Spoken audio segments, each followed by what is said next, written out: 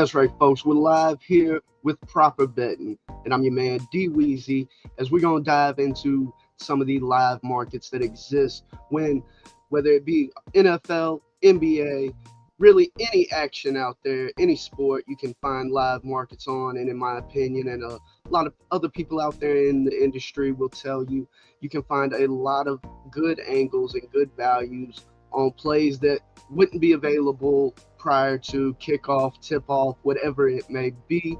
And Proper Betting is going to be here to help supply you with some of that information and potential angles that might be going on while some of these games are going live. Because, yes, folks, it can be a challenge to track all these games as they're going on. And it helps having a source like this, or whether it be you tracking games through your favorite app or however it may be. So you gotta spot the right moments to find those times to strike, and that's what we're here to do. So we're gonna break down some of these NBA games that we got on the lineup tonight. We also have Monday night matchup between the Los Angeles Rams and the Miami Dolphins. Now, I did see that Tyreek Hill will be playing in this game. I know there were some questions and some doubts about his availability because of injury, but I do believe it's confirmed that we'll see Hill in this game, which I do think helps anybody looking to potentially back the Dolphins in this matchup. Now, we do have Tua back in the lineup for a couple weeks now. Maybe he has his feet under him a little bit better. We have not seen this Dolphins offense click to the frequency that we've seen out of them, whether it be earlier this season before Tua went down with yet another concussion, or some of what we've seen in the previous seasons. Now, in tonight's matchup for Monday night, I do like the Rams in this matchup. The way their offense has been, clicking, even when we saw them have to go without Cooper Kupp and Puka Nacua. It seems that Sean McVay knows how to work his offense and utilize that side of the ball. If anything, it's been the defensive side of the ball that has been more a liability for the Rams. And in this matchup, I do think, both of these defenses on the field leave a lot to be desired, and there'll definitely be some angles to attack in this matchup. I know a lot of people out there are probably looking at some of the props, like an anytime touchdown for players like Puka Nacua, Cooper Kupp. Kyrie Williams has been, a monster when it comes to getting into the end zone. Some of that I do believe has to do with what we see out of Sean McVay's offense and the way he can scheme players open. And also some of that is due to the talent in the backfield with Williams. Now, we've seen him clear rushing props, reach the end zone multiple times this season. I would not be shocked to see him reach the end zone in this game, whether it be through the passing game or the run game. And that's reflected in some of these odds that we see with, I believe it's somewhere around minus 200 for Williams in this game to rack up another TD. And that just shows you how lethal he is, whether it be him or Sean McVay. But when it comes to Williams finding himself in the end zone with the ball, it is something that the books highly expect, thus reflected in the odds that we're seeing on that specific prop. I want to give a shout out to my man Brodney from the LBHT Lunch Break Hot Takes. Check them out for some of the hottest Ravens and Panthers content. It's kind of hard to talk about my Panthers past few years, but they will cover the Panthers. Now, if you're a Ravens fan, definitely a lot of hot content coming out of the LBHT. Ravens have been one of the hottest teams in the league this year. Lamar Jackson's out there putting up possibly another MVP season. And the way the stat book reads, it would definitely be warranted in his case. You could also potentially make an argument for Derrick Henry to end up with the MVP if we keep seeing the production out of him that we've seen. So if you're a Ravens fan, I'm pretty sure you're enjoying the season so far. Now, we're going to do a little recap on some of the NFL that we've seen previous this week. Monday night wrapping up the last game on the schedule. And, I mentioned my Panthers. We did see them travel out to Germany to take on the New York Giants in a game that found itself going into overtime. And if you're a Giants fan, I think your heart might have got pulled out of your chest a little bit. Um, you know, you open the overtime series with possession, and on the first or second play, you turn the ball over. You give any team in the NFL a short field like that in the overtime scenarios where at that point all it's going to take is a field goal to rack up that W. It definitely puts you so far behind the eight ball. I don't think you're going to see a victory. And that's unfortunately what played out for Giants fans, as Panthers were able to move the ball a little bit, get into comfortable field goal range, and we saw them rack up their, rack up another W. Not too many of those floating around out there for Panthers fans. You might actually be hoping for L's more than W's, depending on how, invested into the upcoming draft you might be already. So, it was nice to see the Panthers walk away with the win. I'm sure, people out there, these crowds for the international game, they do sell out. And if nothing else, the crowds do seem to enjoy themselves. I think we've all seen the clips of, the singing and just the camaraderie. Some of that might have to do with the serving sizes of the beers you might be able to get. Not sure if that's going to translate over to the stadiums back in the States. But, as long as you wasn't back in the Giants, it seemed like a good time for everybody involved in the Germany game between the Panthers and the Giants this past Sunday. As a Panthers fan, made waking up early, I won't say worth it because it wasn't the prettiest of games, but I wasn't upset. I'll say that much. Now, we also, looking at some of these games and a lot of the other matchups, we definitely saw a lot of ugly football this past Sunday. A lot of that reflected in the scores that we saw. Number of teams failing to reach 20 points. Even a few teams out there that didn't even reach 14 points. And that's rather eye-popping considering the trajectory that offenses in the NFL were on for the past few seasons. I think this season we've seen a bit of a regression in that area. Now, whether that be due to defenses catching up some to the offense,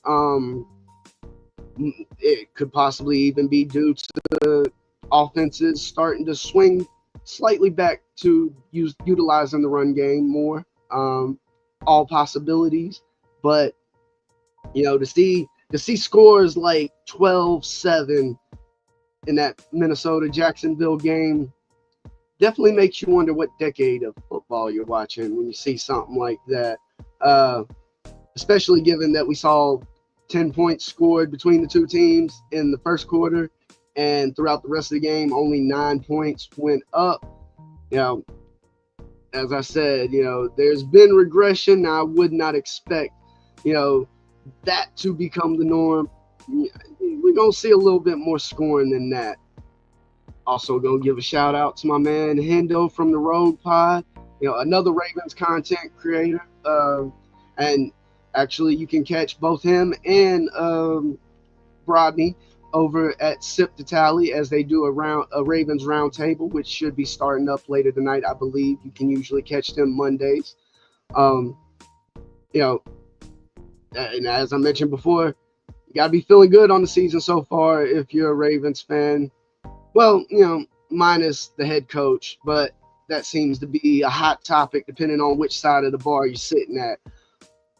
Now, looking at, some other games from this past weekend in the NFL, we did see the Chiefs remain undefeated in one of the more unlikely fashions. And, I think a lot of people were shocked to see the Denver Broncos not only get a lead, but maintain a lead basically through the entirety of the game. And to find themselves in a position similar to my Panthers, where it all came down to that last field goal. Unfortunately for the Denver Broncos, they did not see the Chiefs react like the Giants. Chiefs pummeled through the line of scrimmage. There was 2, 3, if not 4 guys that could have potentially blocked that kick. And we saw the Chiefs walk away with yet another victory as they blocked what would have been a field goal for the win for Denver turned into a blocked field goal for the win for KC. And, KC is a team, I think a lot of people expect more out of that offense, and rightfully so. Some of that, injuries do tend to pile up, and they have definitely been hit on the offensive side of the ball when it comes to the injury bug.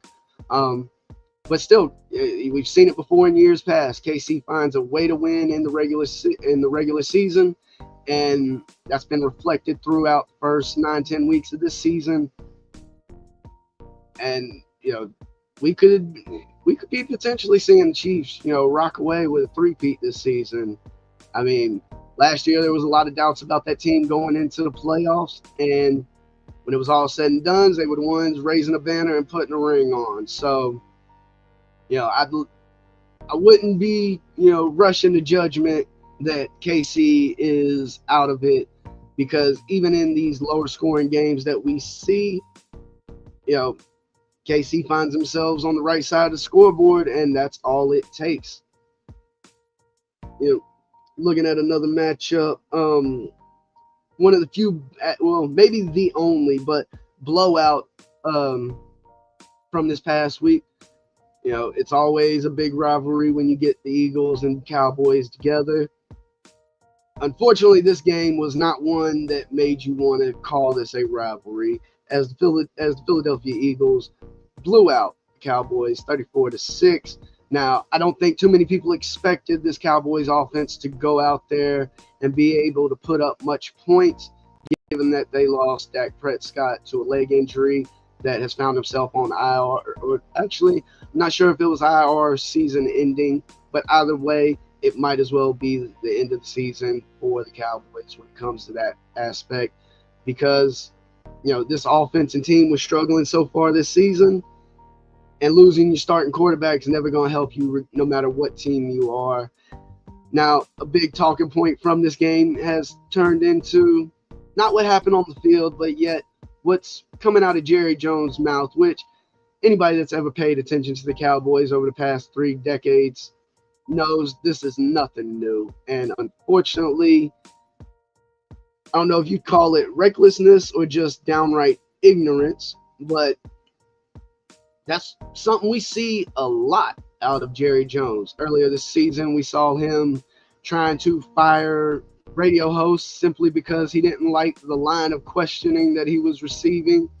And this past, week, we hear talks of the lighting from the sun in the stadium. Now, I'll never be one to blame a player. If you got the sun in your eyes, can't see the ball, there's nothing you can do. It's that unfortunate. Now, big question is, who in the hell did not think about what the sun might do coming through this massive window area built into the side of Jerry's world, and could be the reason, not necessarily cost you a loss in this game, but definitely has you sitting with a lot of embarrassment and egg on your face, because your star wide receiver couldn't catch the ball, not because the pass wasn't good, not because the play didn't work, not because he wasn't open, but literally because the man couldn't see the ball because he's blinded by the rays of sunlight blasting through the side of the stadium. So, if you're a Cowboys fan, I guess the only thing you can hope for is Jerry Jones getting out of town. And unfortunately, you might have to take some rather mean line of thinking for that to occur, because I don't see Jerry leaving willfully anytime soon. Well, I said we might only had one blowout. I forgot about the Jets. Easy thing to do because we're talking about the New York Jets. I mean, I would like, I can understand how some people might try and say that the Panthers are the laughingstock of the league, but I'm sorry, that title falls to the Jets. You cannot. That's what the Jets do. High expectations for some reason, not in my book. Aaron Rodgers, aging quarterback who, by all accounts, appears past his prime. We got more than 4 snaps out of him this season, but wondering how happy Jets fans are that they've gotten more than 4 snaps out of Aaron Rodgers this season. We've seen the head coach fired and essentially blamed as a scapegoat for the issues that they've been having offensively. And yet, we see those same struggles continue. We saw the Jets go out and trade for Devontae Adams, who, by all accounts, is still a top wide receiver in this league. It doesn't help when you have the level of dysfunction and lack of cohesion going on in New York. We saw, by all accounts, Aaron Rodgers has pushed out a wide receiver, pushed out the head coach, had a direct hand in roster configuration over the past few seasons.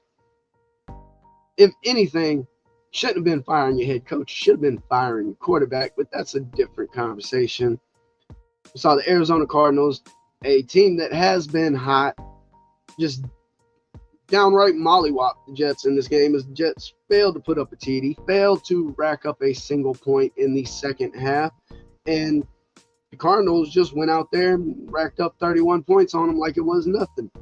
Didn't even need any points in the fourth quarter, which I think speaks to just how bad a game this was.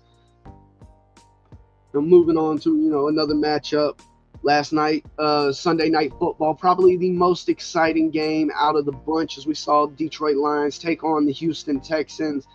And for the Lions backers out there, I know you found yourself sweating pretty good after you saw the quick 10-0 score in the first quarter by the Houston Texans. Unfortunately, even with the 13 points they put up in the second quarter, they were unable to walk away with the victory, as the Detroit Lions came out and put up what I believe was 20 unanswered points. I could be wrong on that. It could be 19. But still, another team that failed to score a single point in the second half and found themselves right in that loser column when it was all said and done. Game came down to a last-second kick. Something that's been, I don't know if we can say it's been more frequent this year, but we have definitely seen a number of games, at least in the past few weeks, come down to a field goal at the last second. And that's exactly what happened in this game.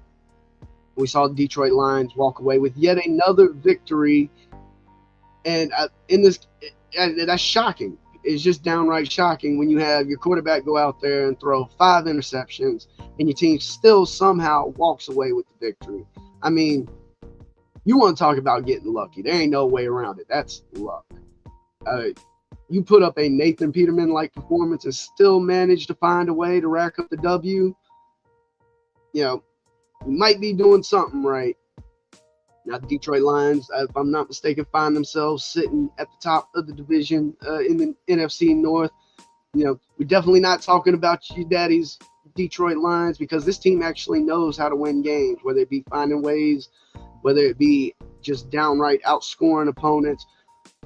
Past number of weeks, Jared Goff has been one of the most, if not the most efficient quarterback across the league. And that doesn't mean going out there and just throwing the ball 30, 40 times. Detroit Lions likely have the most lethal rushing attack in the NFL currently, with David Montgomery and Jahmyr Gibbs in the backfield. Now, when this was first constructed, a lot of people raised questions about how well would this continue or work together, splitting carries between the two running backs. And Ben Johnson, the offensive coordinator for the Lions, has definitely found a way to make that work, as both players are a legitimate threat to gash you for not only long runs, be effective in the passing game out of the backfield, but both players are just downright nasty when it comes to getting to the end zone. And, I mentioned it before with Williams and the Rams, how anytime TDs, the odds for them can just be downright ridiculous when you're talking about players that have no issues finding their way to the end zone. That's exactly what we see almost week to week with Jahmyr Gibbs and David Montgomery. I doubt that there's another team in the league where you see both the first and second string running back as a minus number to rack up a TD pretty much every game. Now, covered a couple of blowouts that we had. As I mentioned, the Kansas City Chiefs moved to 9-0. So I think we're gonna swing back around and dive into what we got tonight between the Dolphins and the Rams in this matchup. Um, both teams have not been playing spectacular and downright ugly, though here recently the Rams have been able to turn it around just a bit. And as I mentioned before, definitely be leaning towards the Rams in this game. The Dolphins defense, while has fared better in the passing game, I do worry about how well they're going to be able to affect the rushing game that we've seen out of the Rams, which when you look at the league stats, doesn't compare as high to other teams out there, but we all know the lethality that Williams has out of the backfield, and the fact that we're talking about a healthy Kupp and Puka out there. You can't guard everybody, and I think if we would look at this matchup before the season started, people would be expecting a lot of points in this matchup. And, some of that is reflected by the total that we see currently sitting at 49.5 for this game. Preseason, I'd have said smashed over, just blind over. This game's going 50, 55 points easy. But the way things have played out this season so far, I cannot say that still stands. In a number of games, we've seen the Dolphins go out there and struggle to score, to cover 20 points. Some of that due to the time they spent without Tua. And, I think a lot of people expected that to get turned around as we saw Tua return to the offense. And, that hasn't really been the case. We saw them almost get a victory against Buffalo Bills as they were able to climb back into that matchup, putting up 14 points in the fourth quarter. However, it was just not enough to hold on to the victory.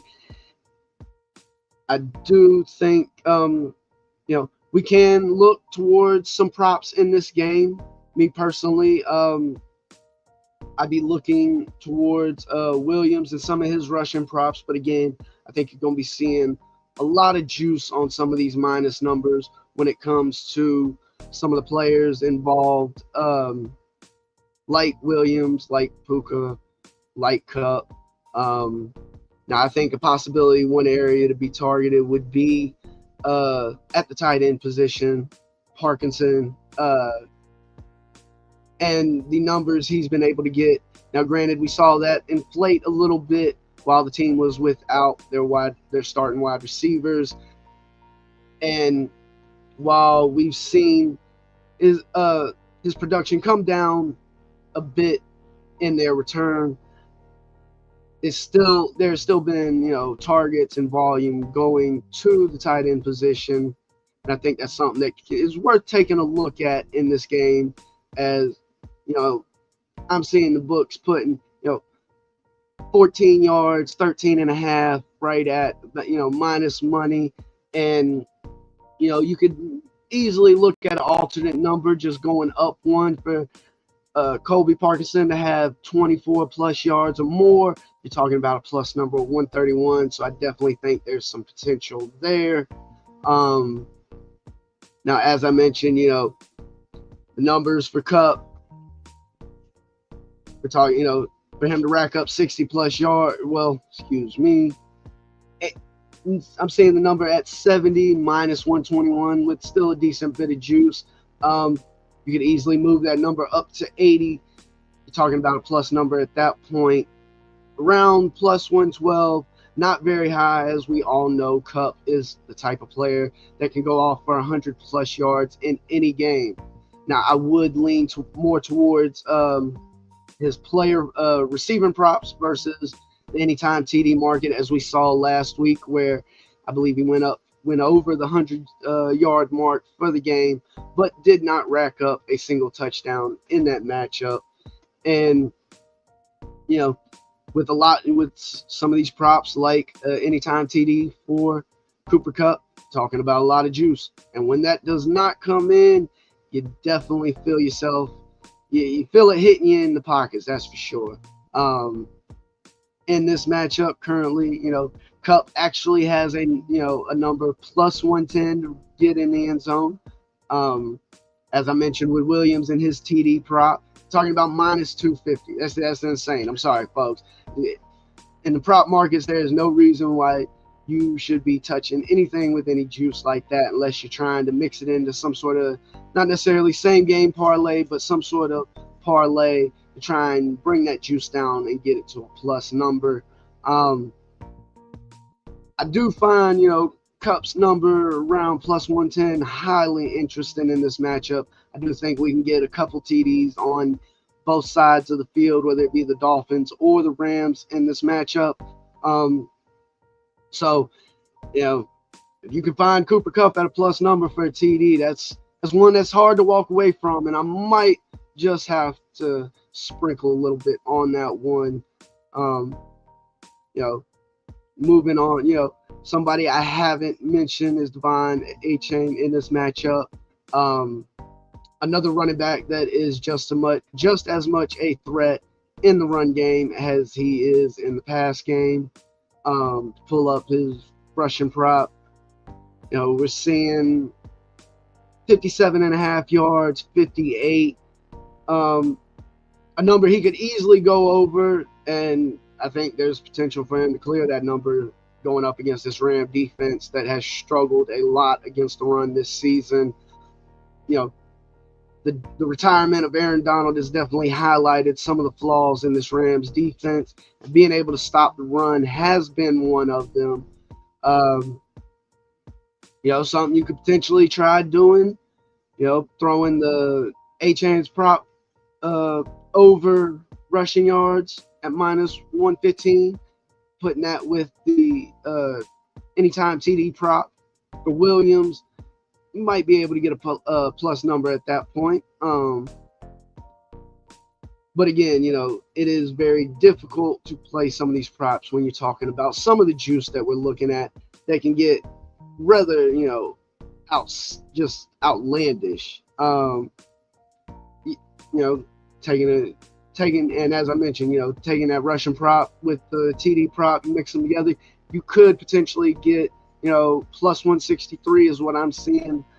I would definitely feel more comfortable trying to hit both of those legs versus playing one of these props by itself and potentially having to eat all that juice if you find yourself with a losing ticket.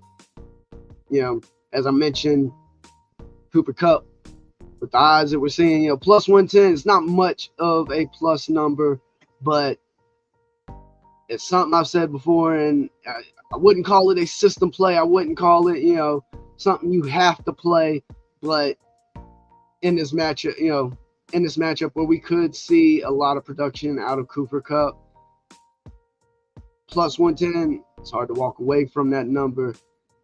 Now, we are going to slide over to the NBA with some of the games going on tonight because, as I mentioned, these live markets, it is not only, just the NFL, just the NBA. There are a lot of different props and a lot of different ways to find angles in these matchups. Tonight we got a small slate of games on the hardwood in the NBA. All of them tipping off right at 8 o'clock, which works out well. In my instance, the more live markets we got going, the better. We got Cleveland and Chicago facing off, and we do see a decent sized spread in that matchup of +8 with what anybody that's followed game totals in the Cleveland Cavaliers for the past couple of seasons, you'd be shocked to see a total this high. Game total in this matchup being at 236.5, it's just unbelievable in some aspects, and a lot of that is due to the level of production we've seen out of Cleveland's offense so far this season, who have gotten off to a scorching start to the season, starting off 11-0, and the offense has been humming. I mean, downright humming. Yeah. In this matchup, so prop that I was looking to and even already played. Kobe White over 3.5 rebounds. We're talking about a taller guard, a guard not afraid to get involved in the rebound games. What I'm saying is projecting numbers potentially around 5 or 6 rebounds in this matchup, and given the bigs that we have facing off in this matchup, it is possible to see uh, them essentially remove each other from the equation in some of these rebounds, allowing for, not necessarily smaller players, but your guards and your non-power forward, non-centers to get more involved in the rebound matchup. And if I'm not mistaken, White in over the past 4, 5, 6 games, he's hit the over, 3.5, over 4.5 on his rebound prop. And it's going to be something I'm going to be looking at in this matchup since we're talking about it pre-game. I also will be looking at some of the things like the total and the spread, depending on how this game starts, because I would be downright shocked if we saw anything but a Cleveland victory from this matchup. And I would expect them to cover the spread. +8 for a Chicago Bulls team that has been struggling just isn't enough points in my book. And if we do see the Cavs get off to a slow start, maybe we see that number even come down a little bit. And I'd definitely be jumping on the spread in that instance if we see it come down to, 5, 6 points. That's the potential that exists when we're talking about live markets, because, the market has to adjust to what's going on in the game, not what you might perceive will happen, but what's going on at that very moment. So if you're talking about an instance where Chicago has an early lead over Cleveland, you might be able to find the spread, like I said, down around 5, 6 points, maybe even lower, depending on how many points they might be behind. We do see Chicago as, decent sized underdog on the money line, and honestly it's going to stay that way because there's not an outcome I see where Chicago's going to be walking away with the W in this matchup.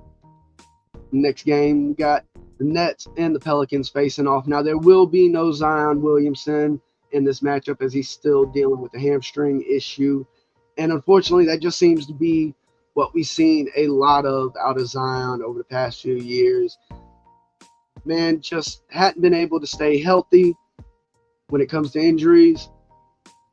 And from a betting perspective, that can make it rather difficult to try and gauge this New Orleans Pelicans team, because you want consistency, even if it doesn't mean you're talking about production in the sense of points or scoring. You want consistency from how a team will perform. And when you have key pieces like a Zion Williamson constantly being in and out of the lineup, it makes it hard to develop an accurate gauge of what the team might be able to do. And in this matchup, we got a Nets team that has been doing extremely well, at least from the spread standpoint. You can be a great team against the spread and it not be reflected in your wins-loss record. But the Nets come into this matchup 8-2 against the spread. Only 1-4 straight up as an away team. So it is possible that we see the Nets lose this one outright. We're talking about a very small spread in this instance, 1.5 points. Me personally, I'd just stay with the money line if you're looking to take a side in this game. I believe Nets are -110. The Pelicans are +105. Save yourself the struggle and potential grief down the line and just stay with that money line. There's no reason to play with the points with as little as it is, because I don't think there's a scenario. There's more scenarios where that burns you more than it helps you. And in a matchup that probably won't be the easiest to watch. Now, I mentioned injuries and an inability to stay off the court with Zion Williams. we might be seeing, some level of a comeback out of Ben Simmons, getting more playing time. And as I mentioned with Kobe White, I'll be looking to target Simmons' rebound prop in this game. They have the number at 5.5. I'm looking to take the over in this matchup with Simmons hitting the boards. It was something that it was always a part of his game, even going back to the early years before all the fallout and mental strife and injury that we've seen occur with Ben Simmons over his career. Another big guard, and with the lack of presence like a Zion Williamson, there's definitely going to be a lot more boards out there to be grabbed. And a big, technically point guard, but a big guard that knows how to utilize his size in the rebound game. Definitely like the possibility for him to go over 5.5 rebounds in this matchup. In our next game, we got OKC taking on the Los Angeles Clippers in Oklahoma City. Now, the Thunder are going to have to deal with the loss of Chet Holmgren for at least the next 2.5 months, as the man has a fractured pelvis. Unfortunately, the bad jokes are going to write himself, because, man, that thin doesn't need to be breaking anything. Somebody please feed this man and get some meat on his bones. Now, granted, it was a nasty fall. Get some meat on the boy. Now, in this matchup with the Clippers, you could definitely look to target some of Zubac's props, potentially in the rebound market points. There's going to be a lot of questions of how will the Thunder handle the loss of Holmgren, whether it be utilizing a lot of small ball. I think in this matchup with the size of Zubac, it will create some challenges. Now, maybe these challenges don't reflect on the final score. That's a little harder to say, because we could be talking about an instance where we see SGA just take things in his hands and not to say go and play hero ball, but we've seen just how lethal SGA can be when it comes to acting as a one-man wrecking crew. You could definitely look to potentially target his over props on points. I believe it's around 28.5, somewhere in that range. Not very uncommon from some of the points props that we've seen out of SGA in the past.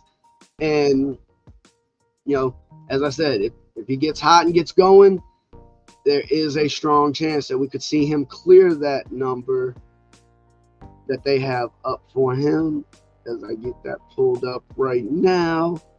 See, like I said, we're doing things live, tracking live markets, looking for live plays. And yes, 29.5 points. We're talking about a lot of points.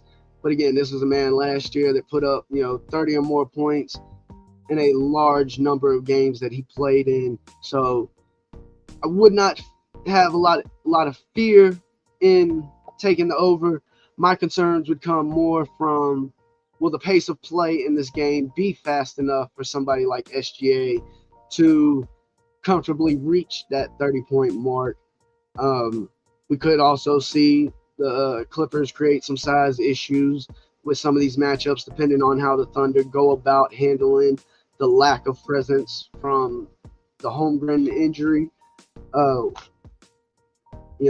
Another player that, another guard, but somebody that's not uncommon to the rebound game. We could look towards James Harden and his over on rebounds. You remove a big man presence from a game, the potential for, things like rebounds, things like points. Another reason that we could see SGA go over on his points props. Holmgren won't be out there, so that's shots and points going to other players, split up, among the rest of the team. So, the lack of one present, one person can easily sway some of these props and on both sides of the court, whether it be for their own team or for the opposing team. Moving into our next game, probably the worst matchup of the night. We got Washington taking on Houston in Houston. Now the spread on this game is just downright outrageous, folks. Houston is not a good enough team to ever have a double-digit spread put up on anybody. And I did see just before coming on live here that the Houston Rockets will be without Van Fleet for the at least this game.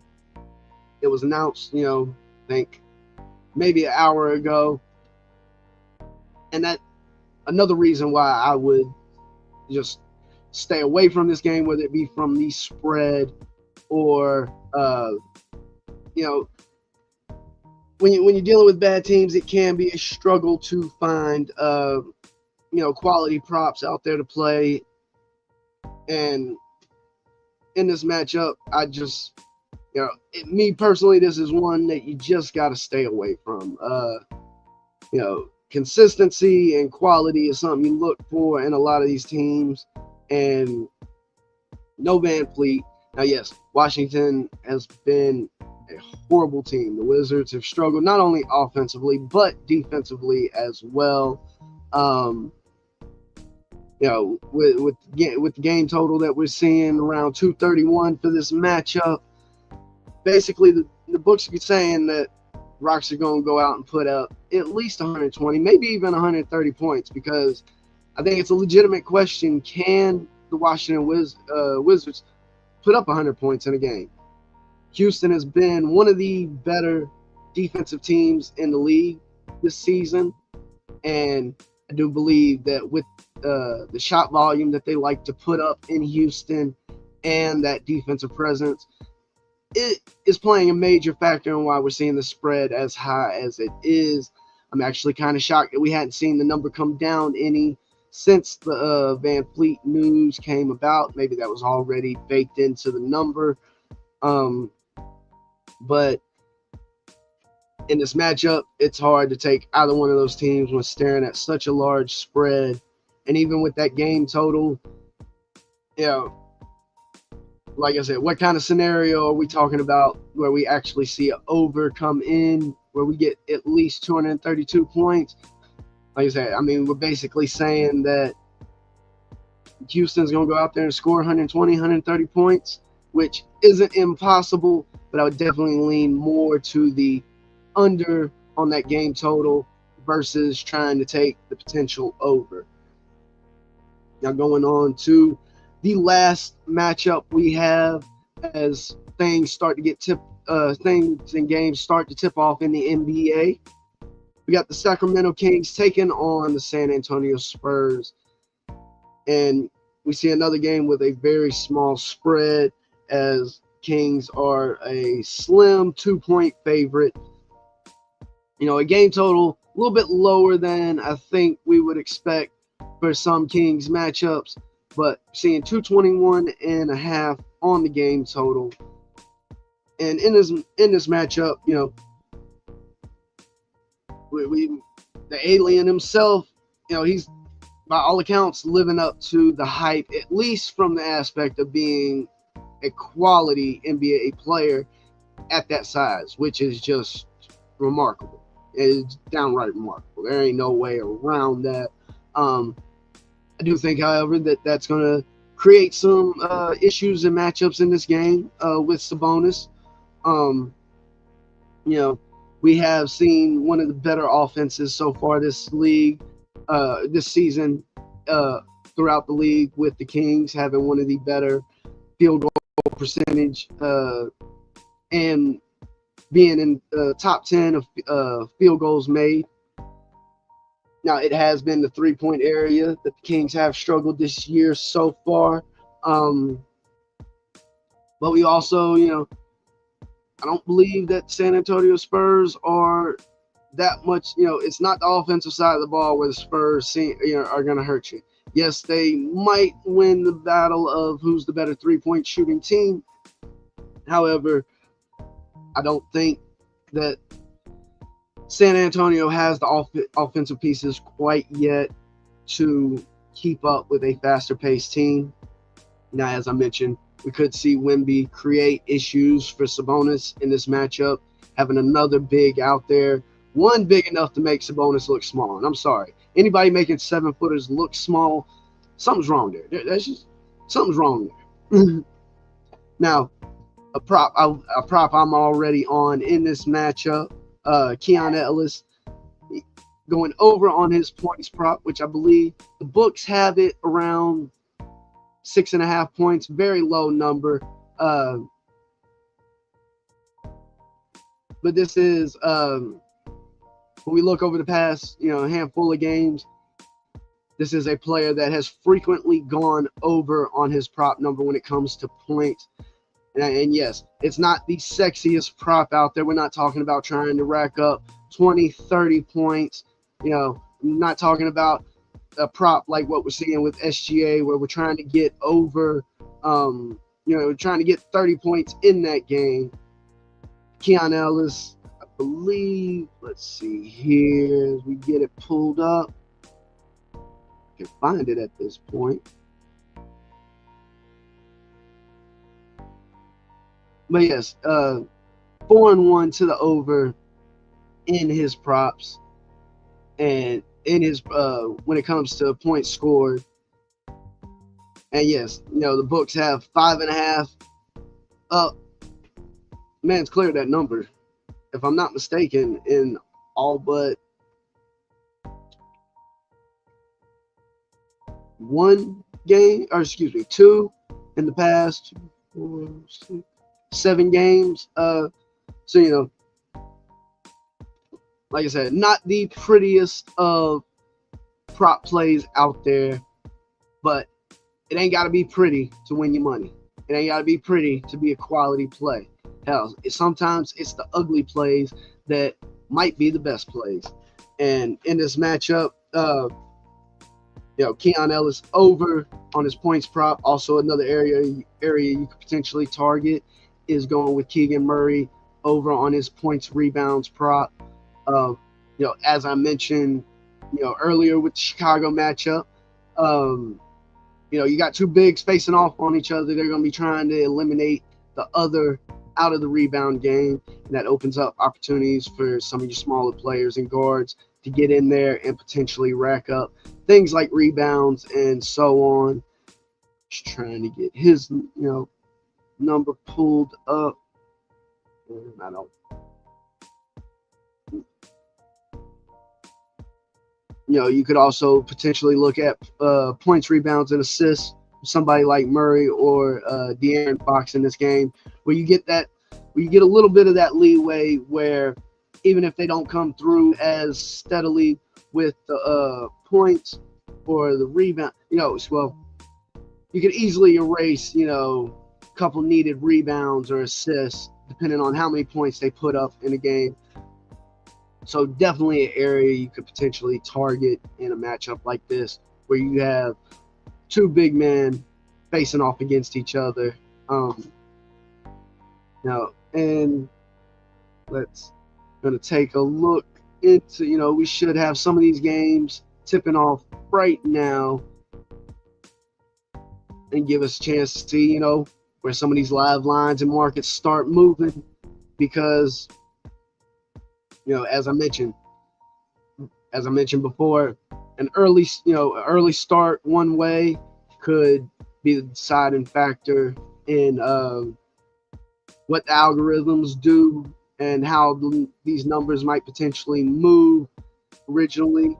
Because quite often when we see some of these live numbers, it's not a person physically manning the board and making the move. You're dealing with the algorithm and a computer making the move based on the information that's available at the time.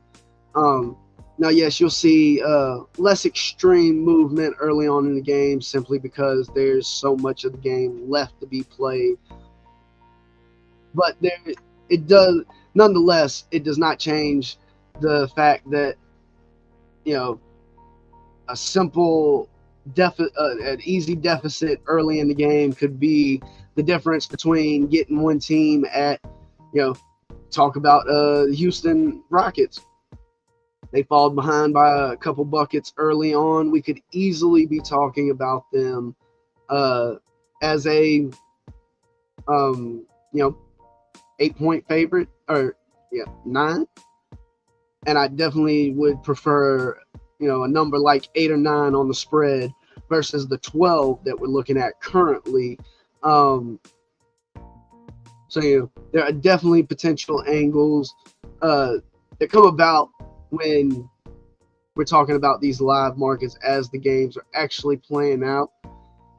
And don't believe any of these games have officially tipped off yet. One of the downsides of dealing with the NBA, that schedule might say 8 o'clock, it might say 8:10, but they're going to tip off when they feel like it. Might be 10 minutes after the fact, might be 15. Hard to say. But the good thing is we do have NFL Monday Night Football about to kick off, as the Rams and the Dolphins are about 10 minutes away from kickoff taking place, and even more potential live markets that we can dive into. And something to remember, folks, that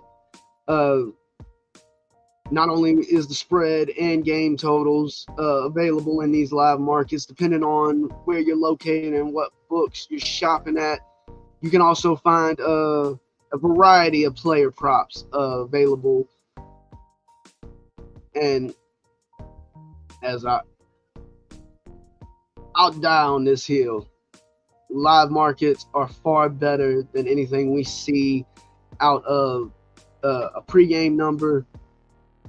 Whether that mean having to sit and wait and see if things play out how you expect, or potentially you might find yourself in a position where you can middle some numbers. And for those out there, basically what we're saying is you're on both sides of the line. If you can get, talking about that basketball spread, if you take Washington at +12, they get off to an early start and rack up a few points and get a little bit of a lead, and you come in and get the Houston Rockets -7, -8. Well, if that game falls within 8 points or more and 11 points or less, you got yourself a nice middle where both of those plays can actually land in cash. So there is a lot of possibilities that exist when dealing with these live markets. And currently at the moment, just got us in a little bit of a holding pattern, waiting for a tip-off in these games, which, if you're somebody trying to rush to the window, currently, you might be hoping for a late tip-off. Because until things actually get going, you still got some of these pregame numbers up. I'm not seeing any major movement from what I mentioned. I think, a little bit, Cavs number come down half a point. The Rockets number did come down half a point. Currently looking at 11.5 in that matchup. Still way too high. I'm surprised the books didn't pull down that number completely and adjust it before putting it back up. I guess they're feeling bold with their, double-digit spread on Houston versus the Wizards. That's just one for me. Oof. You start getting into, double-digit spreads. Hell, even in the NFL, it's something that, I've talked about a good bit with my buddy Caleb on Betting the NFL over at the LGR Network, the highlights, where we do Betting the NFL every week during the NFL season. It's hard to cover a double-digit spread.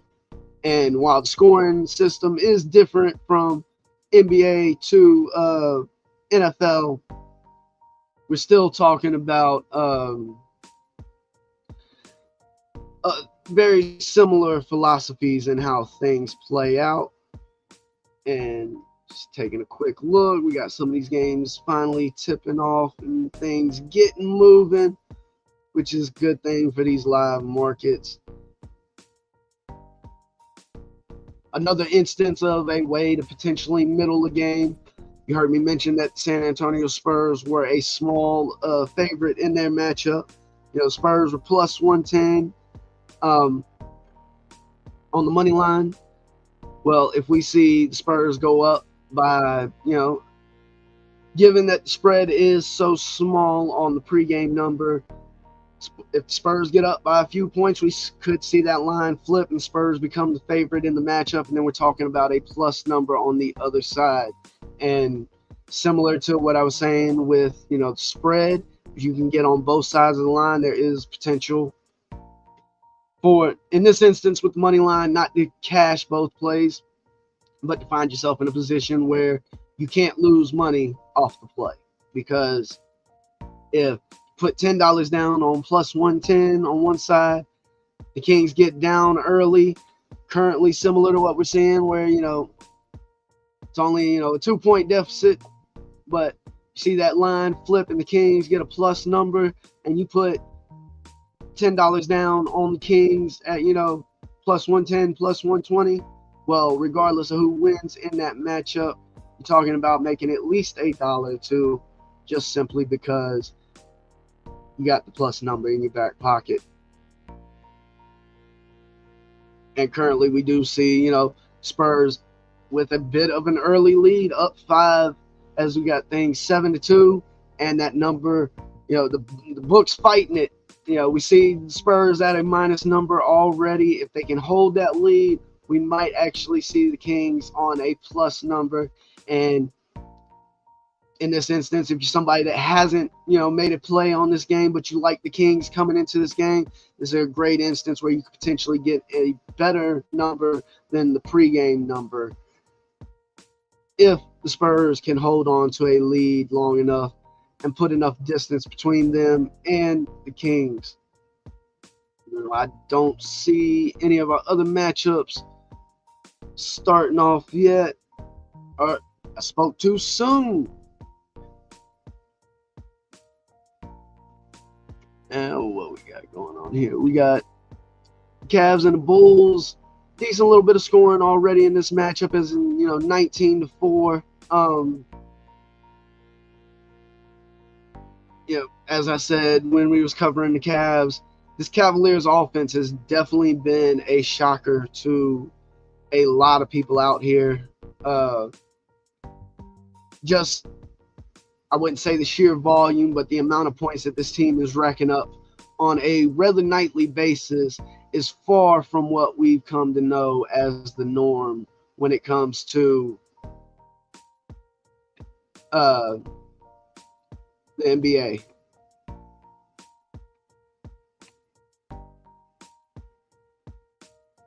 Now we do all, Bulls are making a little bit of a run, trying to keep things close, as it's only a 2-point lead in that matchup.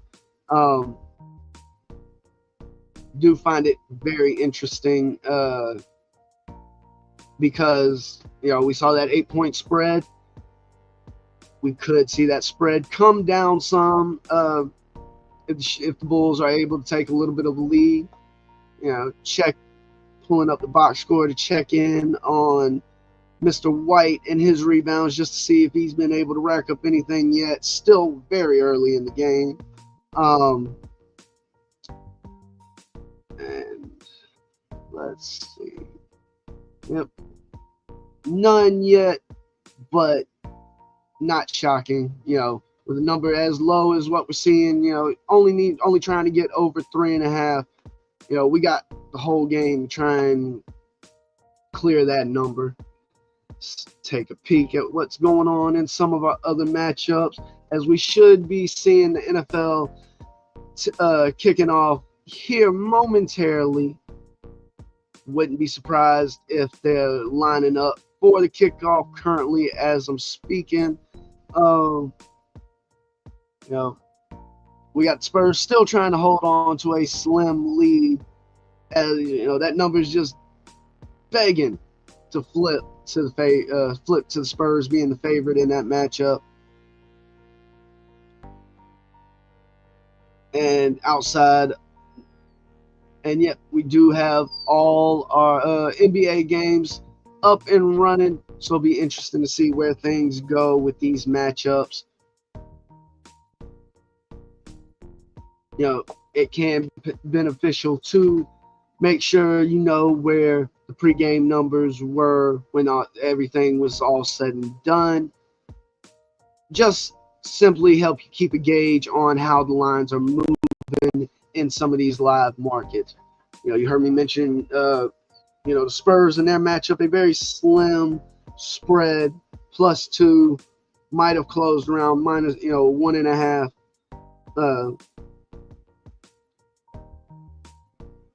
But still, right in line with what the books expected.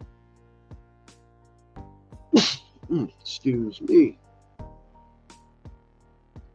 Now we do see, a bit of an early lead with the Pelicans over the Nets, as they got a 5-point lead at the moment.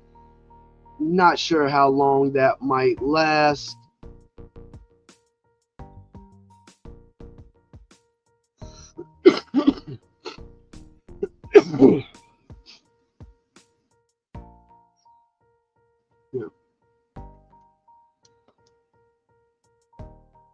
We do see decent bit of early scoring going on in the Kings Spurs matchup.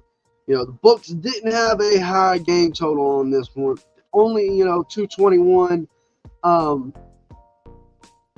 And with that Kings offense, if the Spurs do manage to keep things close and get things clicking on the offensive side of the ball, I think we could easily see those teams clear that total of 221. Looking at some of the live numbers currently, with Spurs matchup, we're staring at a game total of sitting around 226.5 at the moment. And on the flip side of that, with the Nets and the Pelicans in their matchup, a bit of slow scoring in that team as we're about halfway through the first quarter and not even put up 20 points total. We've seen the game total in their matchup come down a full 10 points already. And that is what I was talking about, where you want to keep an eye out for what these lines are doing while they're moving live.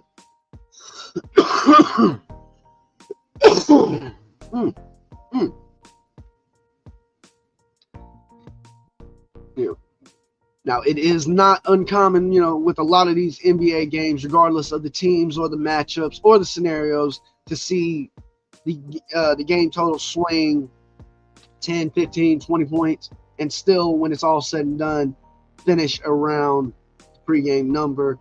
So while it can be an indicator to potentially attack some of these live markets, it's not a guarantee what the line might do.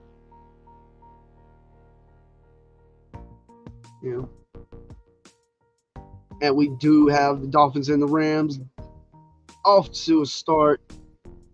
Check in on what's going on there. That way we can be update on everything that's going on with all our live games. And we got the Dolphins starting out with the ball. And we got action quick. As I'm pulling up the box score now, we already have a touchdown in for Miami as they got the ball first after kickoff. It appears Tua Tagovailoa went out there 4 for 4 on the opening drive, 52 yards with a rushing TD for Malik Washington. Definitely not one I think many people had on their bingo card. Shit. I did take a peek at this game, potential first TD market, and I'm very glad that I stayed off of it while we saw some, rather juicy numbers on some players like HN, Tyreek Hill, even Mostert. Did not in any way imagine Malik Washington being the one to rack up the first TD in this game. Now, something to take a peek at when it comes to this matchup would be the game total as we see it already jump up to 54.5. Something to keep an eye out for in a matchup like this. If we do see some early scoring, we could see that game total inflate and offer the potential to come in and jump on the under, because it would not be the first time where I've seen, teams rack up some points in the first half. Teams go into that halftime break, make adjustments, come back out, and the scoring severely slow down in the second half. Y'all heard me talking about it at the beginning. There was multiple teams Sunday that failed to score any points in the second half. And in a scenario like that, even if in this instance, let's say, we see these teams go into halftime somewhere around, 14 points apiece, talking about 28 points total. Would need a handful of scores by both teams to try and threaten that total where it's sitting at currently of 45.5, needing 55 for an over to come in. Well, if one of these teams fails to rack up any second half points like what we've seen Sunday, it'd be rather difficult for the other side of the ball to cover that lack of production, because talking about needing 55 total points in a scenario where you might only see 10-17 points in the second half, and just talking it out aloud, like I said, if we were talking about these teams going into halftime with 28 points, 17 points is only going to get you to 45 and around that pregame number.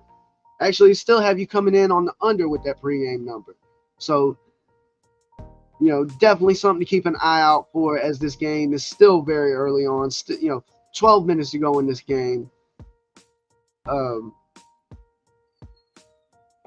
And as we check in on some of our NBA action, the Spurs still have a slim lead in their matchup. Books currently have the numbers pulled down, possibly due to just how close the score is at the moment. Also, still seeing a very lackluster performance when it comes to putting the ball in the net in the Nets and Pelicans matchup, as we got a grand total of 25 points between both teams with about 4.5 minutes left in the first quarter. Now, the same cannot be said in the Bulls Cavaliers game, as we do see the Bulls take a very slim lead, a 1-point lead in this matchup, and that was enough to bring that spread down a full 2.5, almost 3 points, as we see a live spread of I'm looking at -5.5 currently. And honestly, I think I'm going to have to jump on that now before that number moves. You could potentially try and wait a little bit, see if the Bulls can put any distance into that lead. But me, 6 being somewhat of a key number in the NBA, definitely like that position, having the Cavs -5.5 versus what we were staring at with that original -8. And the hottest team in the NBA, definitely expect them to win this matchup and go to 12-0. So we'll see if they'll be able to cover this early spread. And as I mentioned, we got a lot of scoring going on. The game total opened at 236.5, and currently live we're staring at 250.5, folks. That's a number that you would have never seen in any Cavs game, regardless of who they was playing over the past couple of years. And for whatever reason, things have just flipped around for the Cleveland Cavaliers so far this season. I mean, I'm almost incentivized to try and take the under on this game total. But I won't lie, I'm afraid to touch any game total under in a Cavs game, just simply because of the point production that we've seen out of the Cavs so far early on in this season. And currently, at the moment, that's reflected in the game total. Yeah, you heard me mention the Spurs Kings. Kings finally been able to take a lead in that matchup, as we got a little over 2 minutes left in the first quarter, and we see 21-20 Kings, And, still a very small spread in that game. Game total still sitting around 12, 13 points under where it opened. Potentially opportunity to try and jump on the under in that matchup. But if this is a game that turns more into a defensive matchup, could easily still see this, the total come in well under that 218 where it's currently sitting. Let's take a scroll up and see, the Rams should have the ball, or do we have a 3 and out? Okay, I got to do a little peeking around, see what's going on. We must have had a 3 and out or a quick turnover, because I'm seeing that the Dolphins. Nope, there we. Yeah, no, it's saying the Dolphins still have the ball. Definitely need to see what's going on in this Dolphins matchup, because if they have the ball again. Must have been 3. All right. Gonna take a peek at the play-by-play, see what's going on, with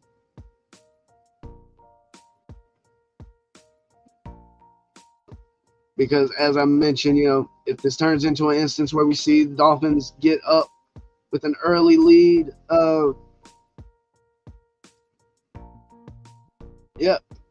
we had a quick 3 and out by the Rams. Ooh, this could get a little interesting. I was talking about that game total.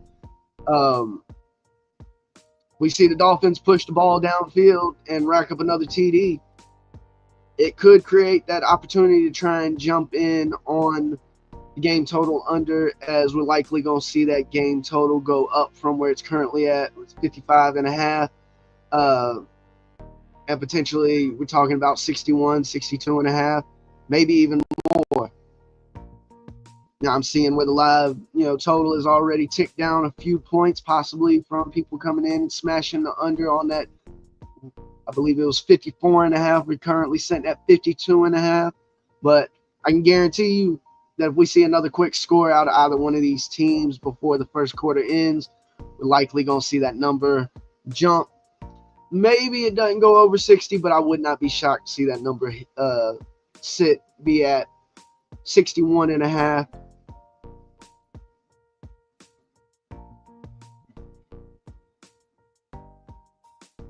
Now back to our, our Kings and Spurs. We got a back and forth going as they trading buckets, trading the lead. Still a lack of scoring with the Nets and the Pelicans. Game total still coming further down, 206.5 currently at the moment. Basically the exact opposite of what we see going on with Cleveland and Chicago. Wizards, Rockets.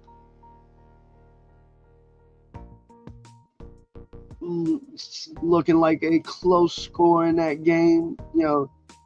A 5-point matchup. Not seeing any movement on that spread. As long as the Rockets keep this small lead, likely not to see any movement on that spread of, I mentioned if the Wizards could get an early lead, we might see that spread come down.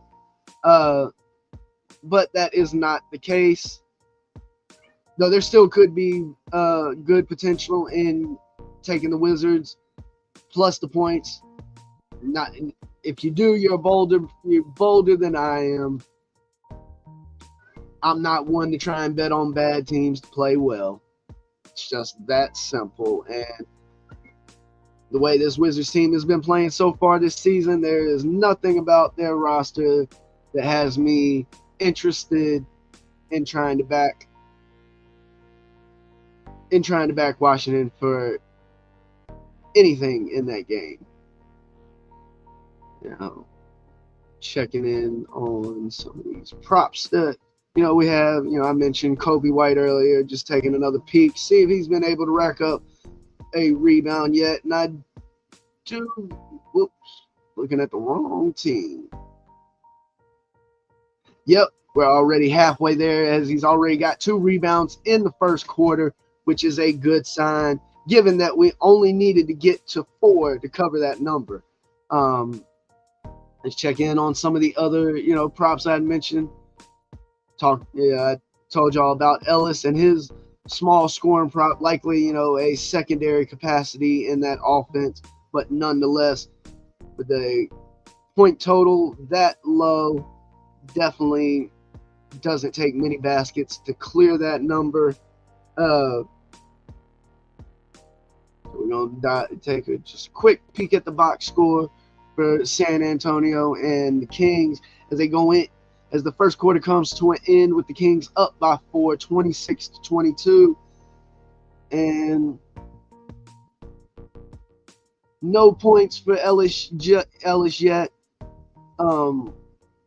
But not shocking. Only 6 minutes on the court so far. Again, this is, not like a potential prop that you'll see with a player like SGA, how I mentioned before, where we're trying to cover, 29.5 points. You need early point production and a lot of it. And as things tick down to the end of the first quarter, about 30 seconds left, we do see SGA with 9 first quarter points, and that could potentially go a long way if you're somebody holding an over ticket on his points prop.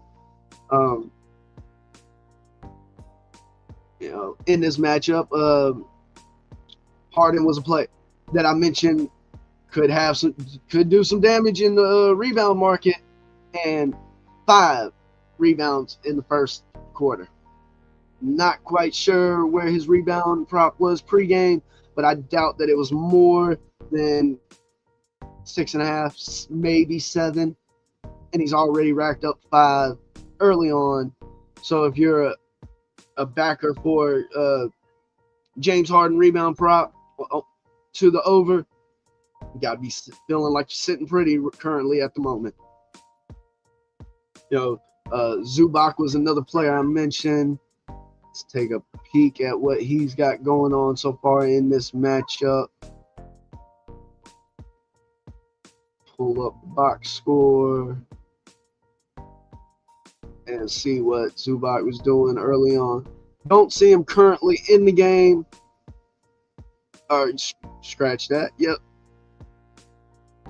3 early rebounds in the game so far. Now this was, a player with, I believe his number was around 13.5, a very high number. You'd like to see more than 3 rebounds in the first through the first quarter, but hard to grab rebounds when you got a teammate snatching them all up. And James Harden. Now let's go take a peek. Let's go see what Mr. Ben Simmons is doing for the Nets. Didn't intend to, stick with mostly rebound props in this game. Just happened to be the way things worked out, and early on already has 2 rebounds for Ben Simmons. His number was at 5.5 before the game started, and again, even when you're talking about a secondary player being able to get, in this case, a couple of early rebounds in the game, with as low as some of these numbers are, definitely increases the odds of you being able to cover that prop if you're sitting on the over. And we do see, the Cavs total tick down a little bit. I admit it was sitting at 250.5, I believe, a few minutes ago. Ticked down a couple points, 247.5. Seeing the board locked up for the Dolphins game, and that could mean that some scoring is potentially right around the corner. Currently, Rams have the ball around midfield, trying to move things down field, seeing an upcoming 3rd down.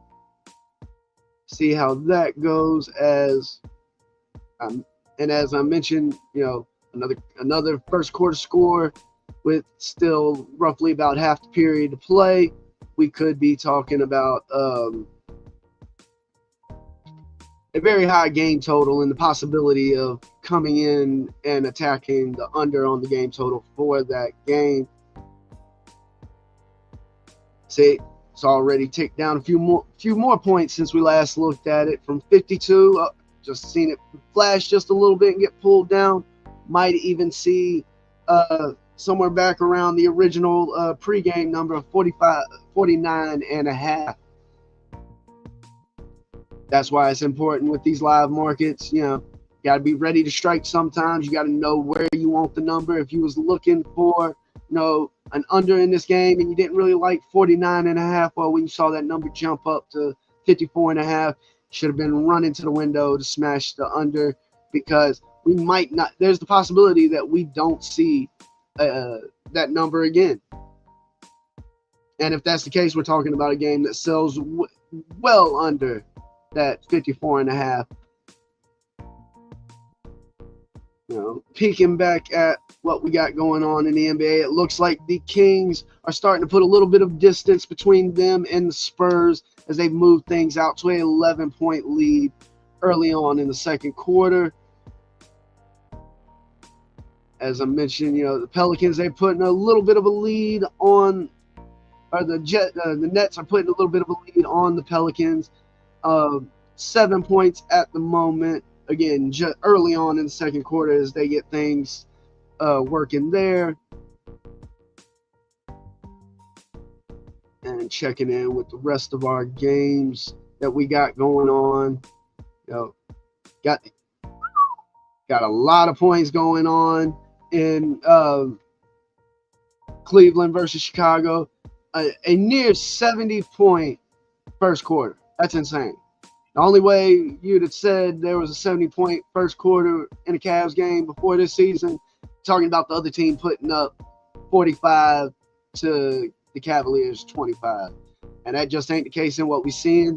Now, it is a bit shocking to see that the Chicago Bulls are keeping up with them so far. Which, again, being able to keep that game close, we might see the spread in this game tick down a little bit. I know we saw -5.5 earlier. Definitely some potential to maybe not see that number go much lower than that 5.5, 6 where it was sitting. Now, moving on to, the rest of our games are fairly close. Got a 2-point game going on in Houston.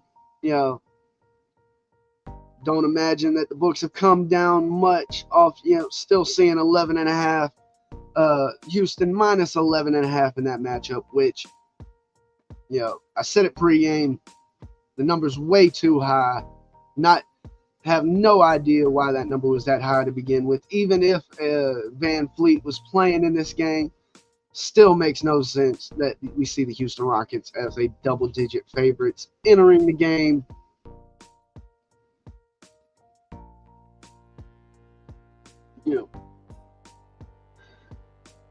And see, folks, this is the beauty of these live markets and just how things can play out, because I wouldn't have touched it pregame, but seeing if things are close, maybe around halftime, if we're still looking at a, close matchup with these Wizards Rockets, might have to jump on that minus 11.5 and see how things play out. And potentially an opposite scenario as, Cavs Bulls back up, the game total back up around 252.5. Might have to jump on the under for this total, because I'm not sure that the Bulls are going to be able to keep up with the Cavs. And as I was mentioning earlier with the NFL game totals, in some of these scenarios, you need that other team to be putting up points to reach some of these totals, depending on just how high it is. And with a number like 52.5, we're talking about a scenario where you're going to need the Chicago Bulls to put up 125 points, 120 points. Now, given with what they did in the first quarter, yes, there is the possibility that exists. There's also the chance that they do like we saw earlier in this season and come out and drop a 20-point third quarter, or, a 23-point fourth quarter.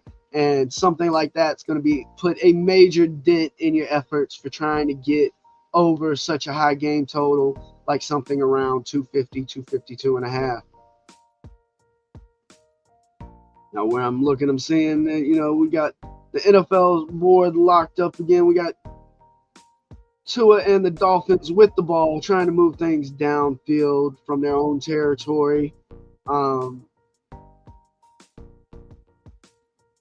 Seeing not a lot of production out of Williams for the Rams so far. Only 2 carries, 8 yards.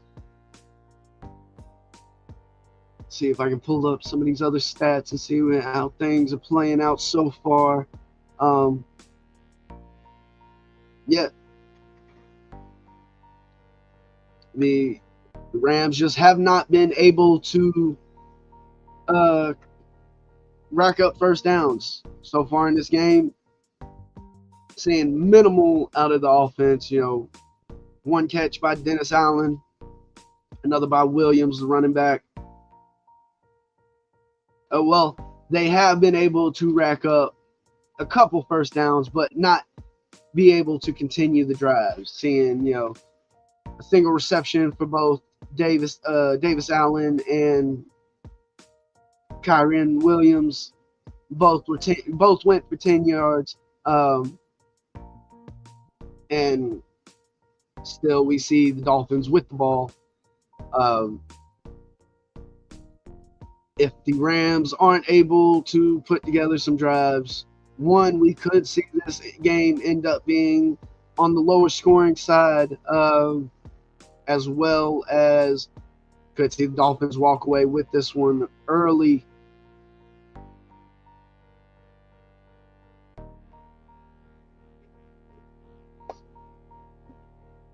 Now switching back over to the NBA. See, this is the beauty of having multiple games going on, because where, so far the NFL, Monday Night Football is off to a bit of a slow start. Things certainly ain't moving slow in the NBA, as, not even halfway through the second quarter, and we're already talking about the Cavaliers and Bulls reaching the 100-point total mark. And on the flip side of that, I think we've actually started to see a little bit of scoring with Brooklyn Nets and the New Orleans Pelicans, though not sure it will be enough to get that game total back up to past some of the numbers that we saw pregame. Taking a peek at the live game. Well, the books have it pulled down at the moment. Game total, as I mentioned earlier, did open at 221 and a half. Saw that number creep down as low as, I believe, 206 and a half, somewhere in that range. And when you start getting into scenarios where you're talking about the game total swing 15, 20 points, definitely opens up the possibility of jumping on the other side in this instance, with the Nets and Pelicans looking at taking the over with their game total just because of how low it is. And on the flip side of that scenario, instance like what we see going on in Chicago, where the game total is still up around 250, as for the most part, the Bulls are down by 10, but they're doing their best to keep up with this hellacious offense that we've seen out of the Cavs when it comes to racking up points. Taking a peek. Now, I might be harping on this one for a while. Finally seen the Rockets put a little bit of distance on the Wizards as they come out to start the second quarter with a 7-0 run, moving that lead up to 9 points. Still not quite in the range of covering that 12 points, but definitely offering a little bit of justification for why we saw such a big spread from the books out of this game, out of the pregame number with these two teams. Now checking back in on some of our spreads, or some of our plays. We got Cody White up to 3 rebounds, so only need one more there. We could potentially cover that number in the first half, which definitely a good feeling when you're cashing your prop plays early. Let's slide over to some of our other games. I mentioned Ben Simmons earlier. He had a couple rebounds already. Actually been tearing up the assist market. Already has 9 assists. Let's go and check on those rebounds, because even coming off the bench, it is not, out of the question to grab, potential of rebounds. Sit with 3. I think he had 3 earlier when we checked, so not much improvement there, but still only needing 3 more. So not too upset about where we're sitting in that instance. And let's see, take a peek at, let's go check in on, our props in the Sacramento game, see how things are progressing there. We were looking at targeting one of the bench players in Ellis and going over his prop number, points prop, as it was such a low number. And we got 3. Only need, 3 more? If I'm not mistaken, that number was around 5.5, 6.5 for the game. So if you clearing that number, like I said, is a very low point prop. It doesn't take much to get over that number, and when you're dealing with somebody that's cleared the prop number put up for him in 4 out of the last 5 games, even in an instance where you're targeting a bench player, you definitely feel better about the likelihood of them covering that number. Go check in on things with the Clippers in their matchup.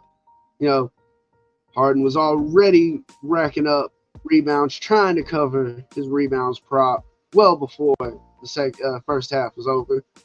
I mentioned Zubac and his rebounds prop being, way up there at 13.5. And folks, there might have been a reason why I was sitting at 13.5, because currently you can find Zubac sitting with 7 rebounds in his pocket. James Harden still sitting at 5.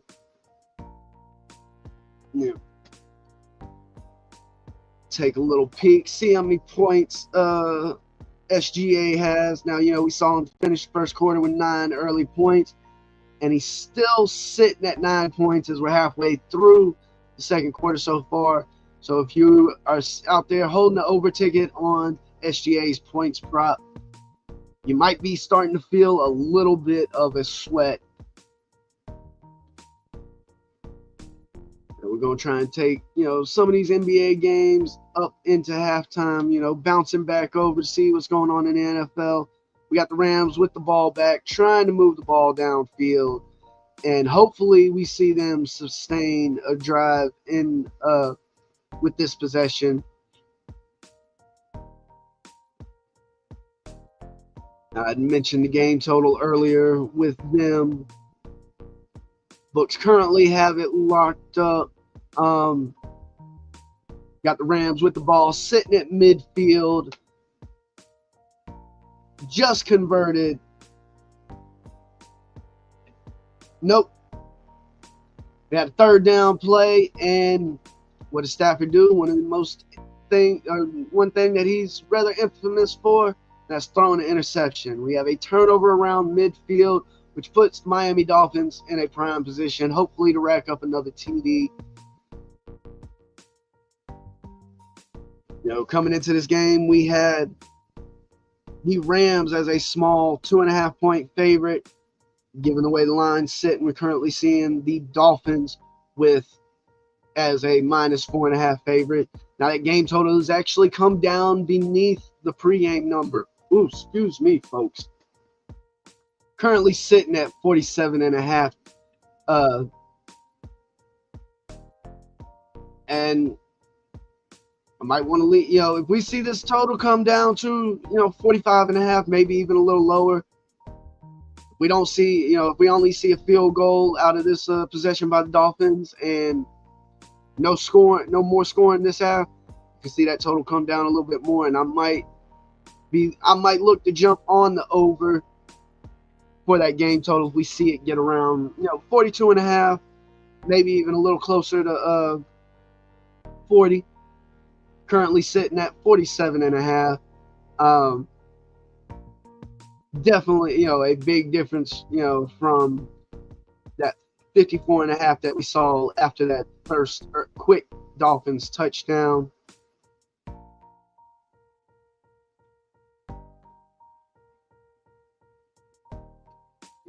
Switching back over to the NBA, pulling up our scores. Bulls are sitting right there with the Cavs, and it would have sound. And if I'm not mistaken, we might have just cleared our Kobe White rebound prop. Got to double check here, but he had 3 earlier, if I'm not mistaken. I just saw him grab one. Yep, folks, 4. And 4 is greater than 3.5. See, that's the beauty of some of these props. As I mentioned, we were talking about a larger guard, a matchup where you have a big man on each side that are going to be matching up with each other, trying to eliminate that presence out of the rebound game. 3.5 isn't a high number to begin with, but when you're talking about a player that's more active in the rebound game in general, just felt like an easy play. And that's exactly what it was, as you're cashing a full game prop in the first half before the first half is even over. Moving on to, some of our other matchups, because, why not? We already cashed one. Let's check in on, other things going on. We see the Wizards closing that lead, the Houston Rockets lead a little bit, currently sitting at 7 points. Actually getting some rather decent scoring out of the Nets and Pelicans, sitting tied at 43, all with 4 minutes left in the first half in that matchup. Now, is it enough to drive that game total back up? The books currently have the numbers locked up, but me personally, just based off what I've seen out of the way numbers move, I would not be shocked if that number's still somewhere around the 212 range, 213, somewhere in there. Not quite back to that pregame number that we saw of 220. Wow. Yeah, Pelicans 210. So we might get back to that pregame number. Thought the pregame number was a little bit higher than that, but at the same time, we could still see game total in the Spurs or in the Nets and Pelicans still come in way under that 210, as neither team has built much confidence when it comes to the offensive side of the ball so far this season.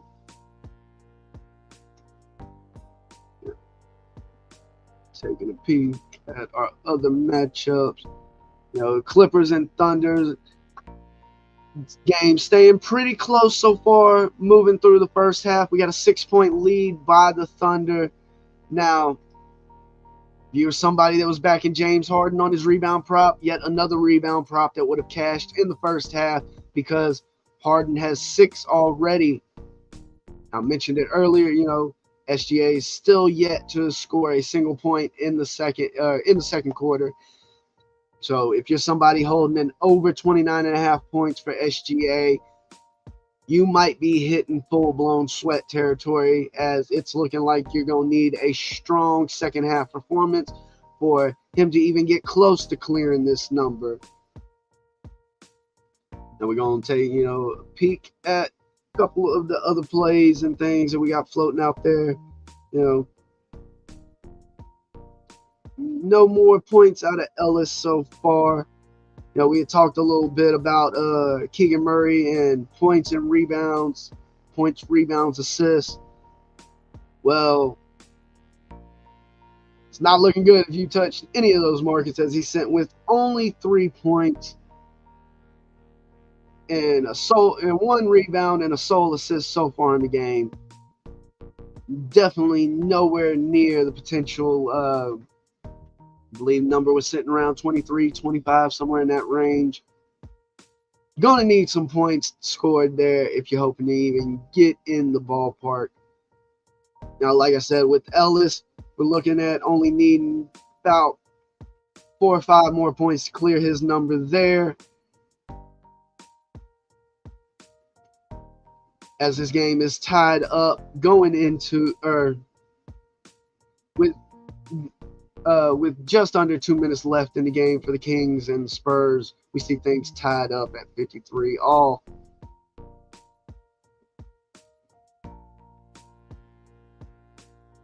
Now, I got to say, I'm rather astonished that the Bulls are keeping up with the Cavaliers in the fashion that we're seeing, as both teams have already eclipsed 60 points, as this game is tied at 63 all with a minute and a half left in the second quarter.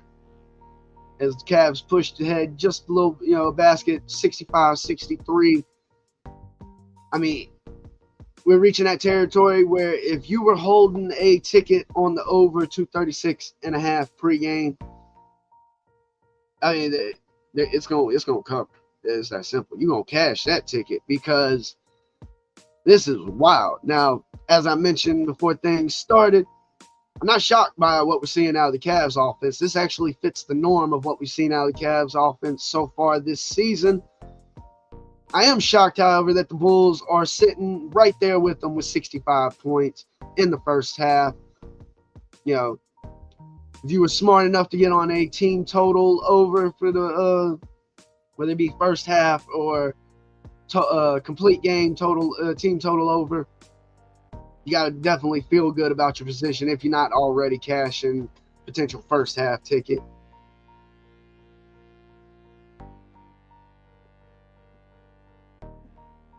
And I see, the Dolphins were able to put up a field goal in their matchup, as we see the Rams with the ball back, trying to move the ball downfield from their own territory. The Rams are going to have to figure something out, folks, or this game could start to get ugly. So far, 0 points in the first half for the Rams. If I'm not mistaken, I'd have to double check and look. I'm not sure the Rams have even crossed midfield with the ball.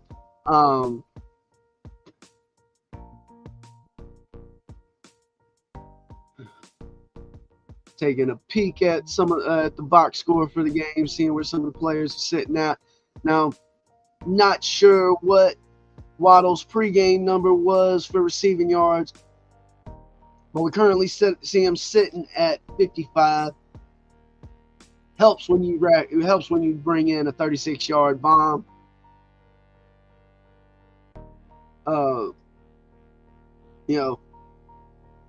It does seem that the majority of the targets so far in the first half have been going to Waddle, targeted 4 times with only 2 receptions. We see Hill with only 1 target, but that could be due more to whatever injuries and ailments that he's been dealing with, and less the defense of the Rams. I mean, personally, given just the injury concerns surrounding Hill coming into this game, I would have stayed off of any of his props.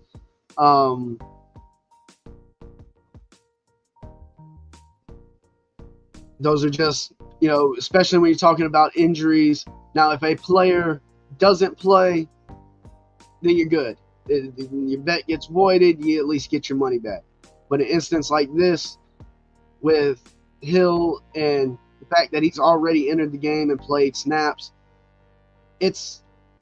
you have to cover whatever number out there you got a ticket on, or you're looking at a losing bet. So if we see Hill finish the night or not even go back out there for the second half, which I'm not saying that that's the case, but that's the risk you take when playing some of these props for players that could be potentially injured or coming into a game banged up. Now, it is rather funny to see that Miami does have a player with negative receiving yards, which, as a player, that's not something you want to see in the stat sheet. But currently, that is the case for Achane with 2 receptions for -3 yards. Now, given the way that the Miami Dolphins utilize the running back out of the backfield, it's not incredibly shocking that we see the number -3 yards. just means that he got popped in the backfield. Maybe a screenplay got blown up or something of that case. Now we're going to wrap up things here. We got a lot of our NBA action going into halftime. Now, as I mentioned, some of these props have already cashed. Beautiful thing when you see full game props cashing in the first half. Rebound markets seem to be looking rather pretty for us tonight. Now, you can catch more information like this as I do betting the NFL with my man Caleb on LGR, the highlights, where we do a weekly show on Wednesdays at 11 o'clock p.m. Eastern, 8 o'clock Pacific. I cover a lot of NFL props there. Currently been, racking up a few good winning weeks. And with some of them player props and those plus numbers, you get them winning weeks racking up. You start to see, them winnings rack up right along with it. But we're going to be back doing this weekly. Might move the day around a little bit depending on what the schedule works out. But you can't expect there will be more of proper betting with your man DWeezy. So everybody, y'all take care out there.